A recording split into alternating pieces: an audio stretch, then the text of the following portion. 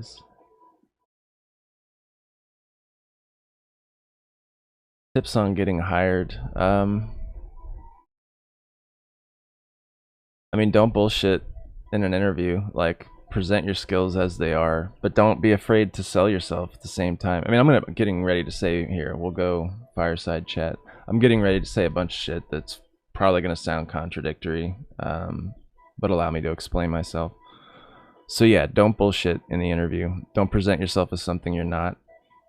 Because you're going to wind up, if you do get that job and you're woefully underqualified, it could go one of two ways. Either they bring you up to speed or you're fucking miserable.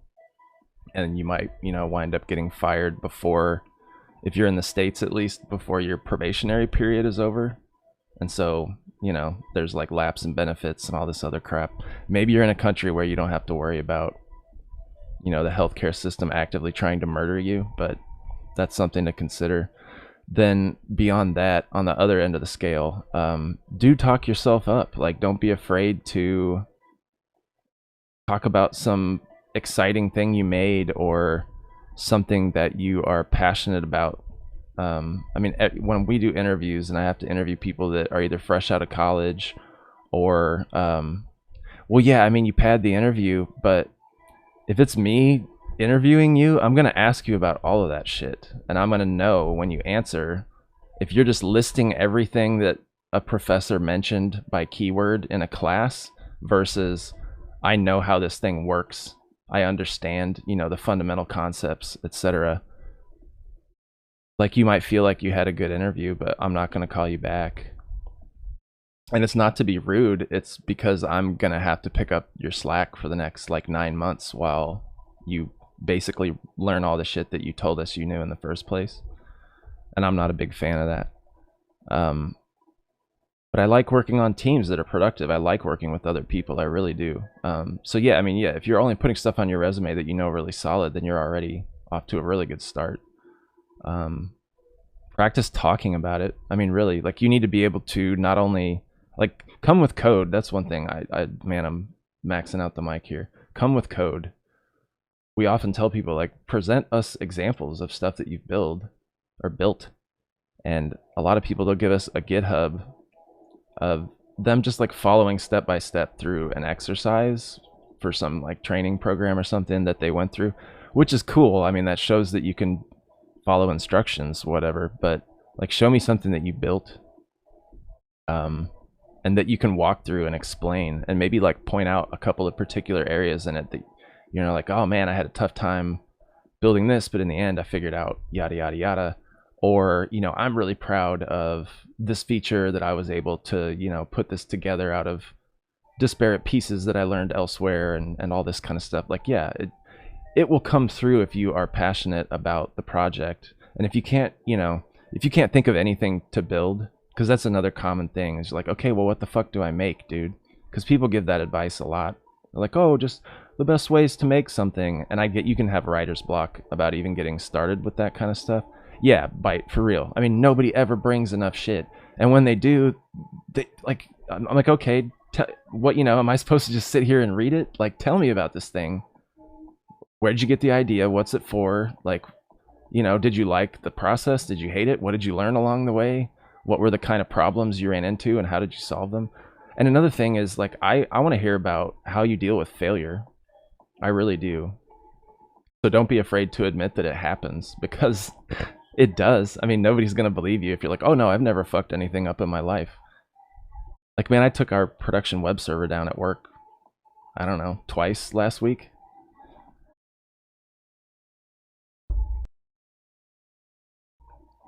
To some extent.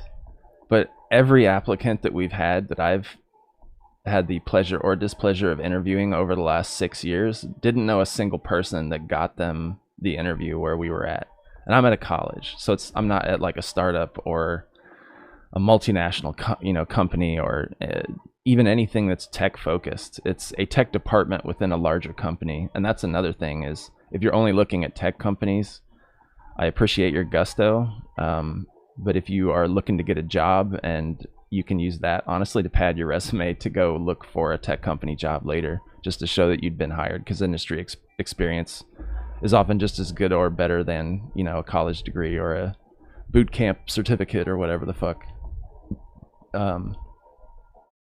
Yeah, I mean, none of them had any kind of nepotism going on whatsoever. They didn't have a single reference at the college. They may have gone to school there in one or two cases, and I'm willing to bet my boss probably pushed them ahead in the line a little bit. But to be honest, had so few applicants that we felt were qualified in the first place that there wasn't even room for any kind of that shit going on. Because if we would have cut people out that were qualified, and we're just like, oh, we have too many people, we can't interview our friends. Which, I mean, that doesn't happen where I work, but I understand that probably does happen in a lot of places. But yeah, we didn't have enough applicants in the first place that we could be cutting qualified people. But yeah, I mean, those are the biggest points. Just like, don't bullshit, but also sell yourself. I mean, believe in, love yourself, believe in yourself, be positive about it. I'm a pretty stoic person, and I can be grumpy and I curse a lot and whatever, and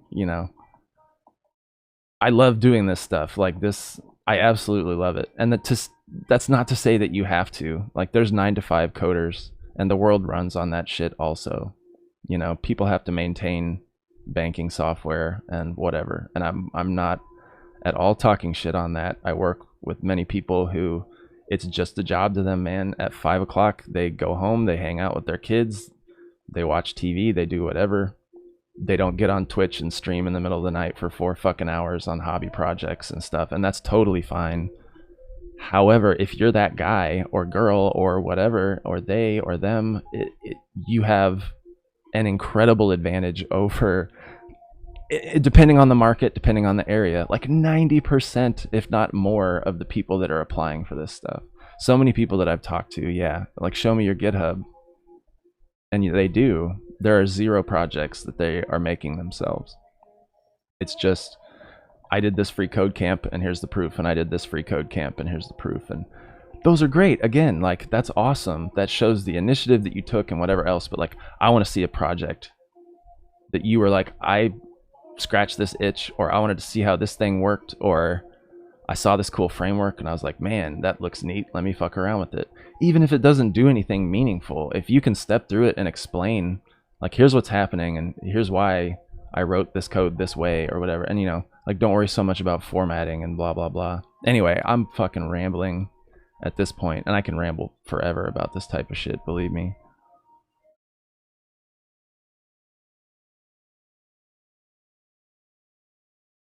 Yeah, exactly. And if I heard that come out of the mouth of somebody that we were interviewing, I'd be like, fucking A. However, if they couldn't back that up, walking through their examples and everything, like, yeah, I believe you that it's genuine. So I don't think you're going to have any kind of issue with that. This also works out interesting that I'm looking like down, and that's where the chat text is at. That's funny to me. I just noticed that. But yeah, if I saw that, or sorry, heard that out of the mouth of somebody that I was in an interview for or with, that's awesome. I would light up at that. I really would. But again, if they didn't bring any code, or they brought code and it was just boilerplate shit, it's like, you didn't prove it to me. And that's the most important thing. Because again, I've been at the job that I'm at for, I'm writing code challenges for teaching people. Absolutely it would. And if you can use that to show, like, here's how I would teach this to somebody, teach the interviewer, even if they know the thing, whatever it is, you're demonstrating that skill. And that skill is incredibly useful, even on a development team, and not just, like IT. Documentation has to happen. Developers are generally pretty bad at writing it. I mean, not always. I'm trying to get better about it, But I like I was about to say, I've been at the place where I'm at now 12, 13 years, something like that, maybe 14. I don't know, numbers. What do they even mean? I've trained people up, and as soon as, they felt like they were king shit. They jumped ship when they had so much more to learn. And then I've had other people, unfortunately, that were very gifted and weren't given the opportunities or were shoehorned into particular roles that they weren't really suited for. And, you know, yeah, oh my God, man. I've had so many bad interviews. But the thing is, like, and I've seen people in interviews and I've wanted to give them benefit of the doubt time and time again. Like, I want to believe that, you know, you're super passionate and that you really know what you're doing, but you didn't think well, you know, to bring code with you or whatever the fuck it is. And then, you know, I wind up working with them and they're fucking awful. I'm not trying to be rude, or it's just like, yeah, they lied. They straight up fucking lied to me. And so I feel awful in the first place, mistrusting of them in the second. And thirdly, I guess, I don't know. Again, numbers, what the fuck? I've got to cover their slack. You know what I mean? Because like the higher education is weird with deadlines and legal mandates and stuff. And there's some shit that like, man, if we don't get it done under this deadline, we're facing like thousands and thousands of dollars in fines or potentially having to shut down one of our nationwide, you know, satellite campuses or stop doing business in the state of California altogether or whatever the hell. So every now and again, there's something where it's like, no, this absolutely has to be done. And it's not like it's a difficult thing or that it's being rushed or that there's like a death march or crunch time. It's just that they suck that hard. And it finally comes down to me and I'm, you know, working like a 16-hour day to try to clean this shit up. And fuck that. That's a good way to make your entire team hate you. And I'm not trying to scare you away. Like, again, I think you're very genuine about this. So you're not going to have an issue there. But yes, fucking bring code for the love of God. And bring code that you can talk about. Those two things are so huge. But yeah, I mean, like logic problems and stuff like that, that's one thing. But really, if I feel like if you're able to talk through code that you wrote and it's doing something, I mean, it should be able to demonstrate like, hey, yeah, I know what the fuck I'm talking about. But I mean, if you're talking about like a super entry level position, yeah, I probably would quiz you a little bit on just some real basic stuff. But I would hope anyway that walking through the code would demonstrate that. If it didn't, I mean, might be reluctant to even take the interview any further. But no, I mean, for real, yeah. If you're talking about instructing others, I could see that being something that might get, you know, pushed on you in the interview. So, but I mean, yeah, you know, and do at least the minimal amount of research about the place that you're applying to. Because yeah, I get that. I mean, here's the thing. Like, I'm pretty much full blown socialist. I think capitalism's a bunch of horse shit. I hate all of this. I think it brings out the worst in everything. However, you know, we live in a world, and you got to play the game to a certain extent. I don't really know where the fuck I'm going with this in the first place. Yeah, like I get it. It's a job's a job, you know. But if I'm gonna have to work with you, and I care about the place where I work, because I do, otherwise I wouldn't have been here for over a decade. I would have jumped ship and gone somewhere else. You know, like know one or two things about it. If you're applying to work on the web team, maybe you should have opened the website at least one time before you came there. Like, for real.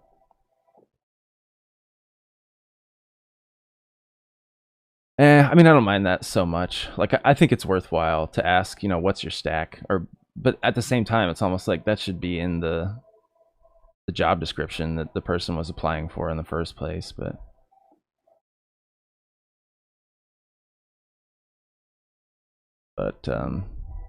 yeah, again, I could rant and rant and rant. I don't mind though. I mean, yeah, I'm glad you asked, and I'm glad we're having this conversation. It's definitely worthwhile information. But being genuine, man, and proving it—that's really it. Just because, unfortunately, your word is not enough. Because there's a lot of people who are bullshit liars.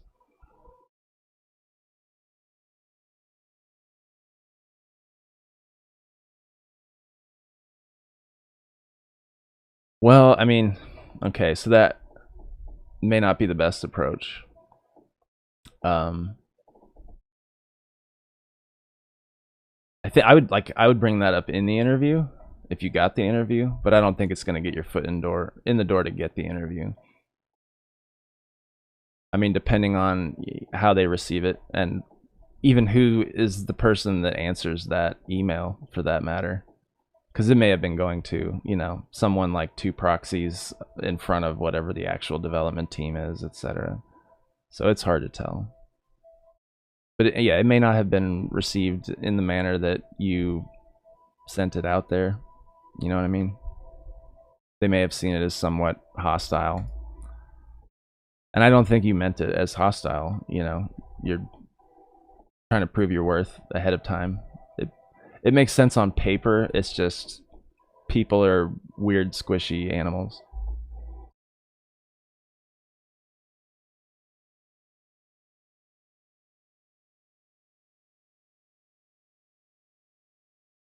No, I get it. I absolutely get it. But again, yeah, I know people who would like take that as a personal affront because they're just weak. I guess I don't know, but yeah, it's definitely out there. But yeah, your resume, or your CV or whatever the fuck is in vogue these days. I don't know. Yeah, ego, exactly. Yes, that's really what it boils down to. But yeah, your resume. I mean, put more important than putting important shit on there. Like, who cares if you were a lifeguard over the summer in 2019 or whatever it is. Like, unless you're just proving I've been able to hold down a job before, that who fucking cares? Like, that's your college degree. If you're coming out of college, that shows, hey, you went to college, you finished this thing.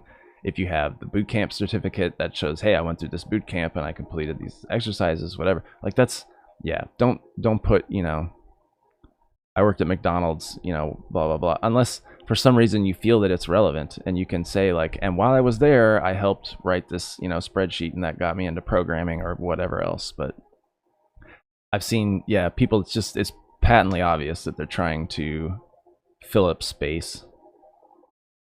When I'd rather it be sparse and just to the point, and here's what I've got. And if that's the case, if it's sparse, um, start putting stuff about what you are working toward or what you're working on or topics that you're interested in learning more about and that kind of thing.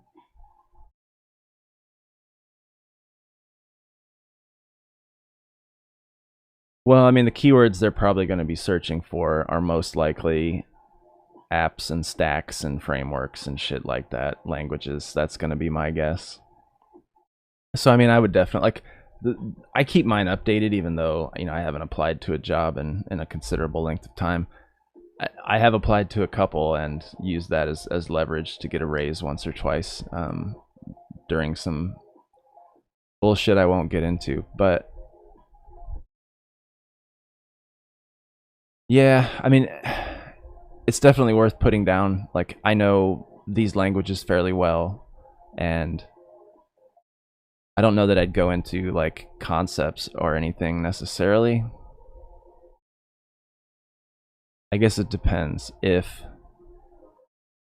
you don't feel like it's about a specialization in, let's say, like MySQL or MariaDB or Microsoft SQL or something, then yeah, you could say relational databases or whatever it is. And really, I mean, my personal opinion is if I can see that somebody can code, they can think about software rather than just going cowboy, and just like building everything and slapping it together as they go along. And for the love of God, I get the irony that's what I do on here a lot.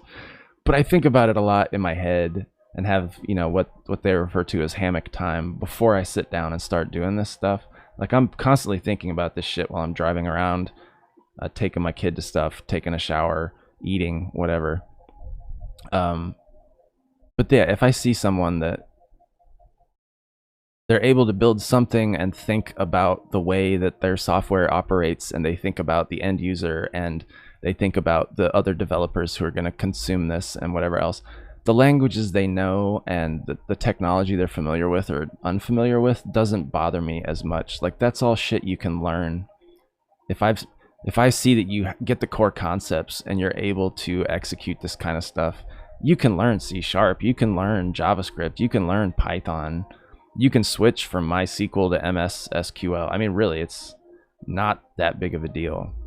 So honestly, that's mostly what I'm focused on when I'm looking at candidates.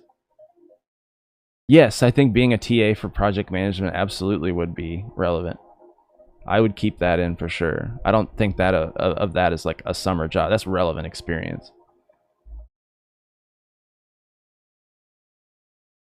Yeah, and again, like, you know, there's just going to be some assholes out there who don't follow any of this stuff, but, you know, you probably don't want to work with or for them in the first place. And I understand that that's coming from a place of privilege in that, you know, I'm employed right now. I'm not on your side of the fence, but believe me when I say, like, I didn't grow up with a lot of money. I had a lot of debt after college. I started working at the college I was attending in order to cut through some of that. I mean,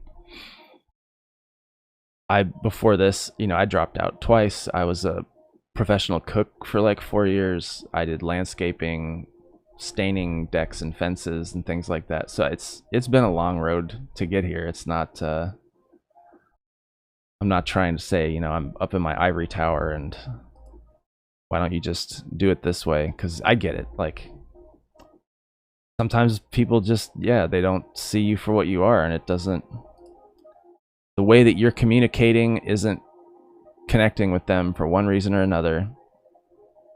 And you have such a brief period to even gauge, you know, what kind of communication style you should switch to or what you should focus on instead or what. And the only way to really get better at that is to do more interviews, I guess. But then it's like, well, you have to get the fucking interview in the first place, and it's this awful catch-22. So I don't know a whole lot of anything else to tell you about, except that I wish you tons of luck. And I mean, you sound like you're in this for all the right reasons. So I think you're going to do pretty well if, you know, somebody is smart enough to take a chance on you.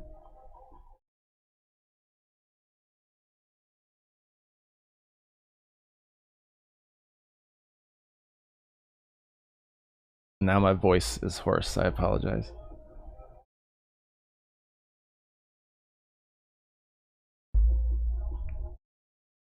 Ah, better.